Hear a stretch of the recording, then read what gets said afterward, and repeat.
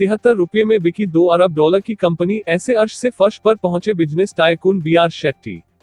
नई Delhi, UAE based भारतीय मूल के अरबपति बी.आर. शेट्टी की फिनाबला पीएलसी अपना कारोबार इजराइल यूएई कंजोर्टियम को मात्र $1.7352 में बेच रही है। बता दें कि पिछले साल से ही बी.आर. शेट्टी के सितारे डूबने शुरू हो गए थे। उनकी कंपनियों पर न सिर्फ अरबों डॉलर का कर्ज है, बल्कि उनके खिलाफ फर्जीवाड़े की जांच भी की जा रही है।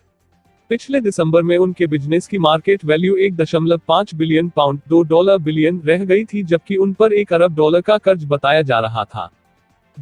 GFIH के साथ समझौता। बी.आर. शेट्टी की फाइनेंशियल सर्विस कंपनी फिनाबला ने घोषणा की कि वह ग्लोबल फिनटेक इन्वेस्टमेंट्स होल्डिंग के साथ एक समझौता कर रही है।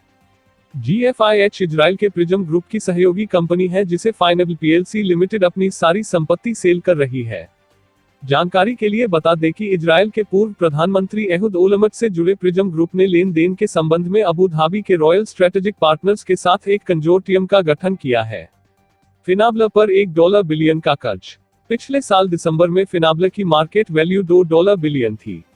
कंपनी द्वारा इसी साल अप्रैल साझा की गई जानकारी के मुताबिक उस पर $1 बिलियन से ज्यादा का कर्ज है।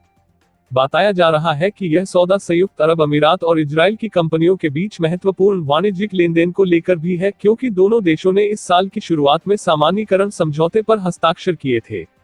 उसी दौरान से बैंकिंग से लेकर मोबाइल फोन सेवाओं तक जैसी डीलों पर दोनों देशों के सिग्नेचर हैं।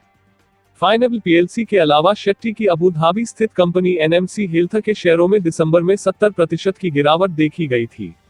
भारतीय मूल के अरबपति शेट्टी की कंपनियों के खिलाफ फर्जीवाड़े के भी आरोप लगे हैं। लिहाजा पिछले साल ही उनकी कंपनियों के शेयरों को स्टॉक एक्सचेंज पर कारोबार करने पर रोक लग चुकी थी। इस तरह से शेट्टी की कंपनियों की साख पूरी तरह से बाजार से गिर चुकी थी।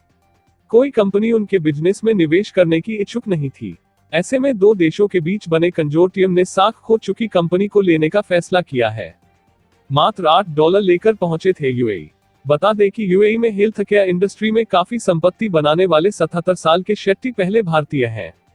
उन्होंने 1970 में एनएमसी हेल्थ की शुरुआत की थी, जो आगे चलकर साल 2012 में लंदन स्टॉक एक्सचेंज पर लिस्ट होने से पहले देश की अपने तरह की पहली कंपनी बनी।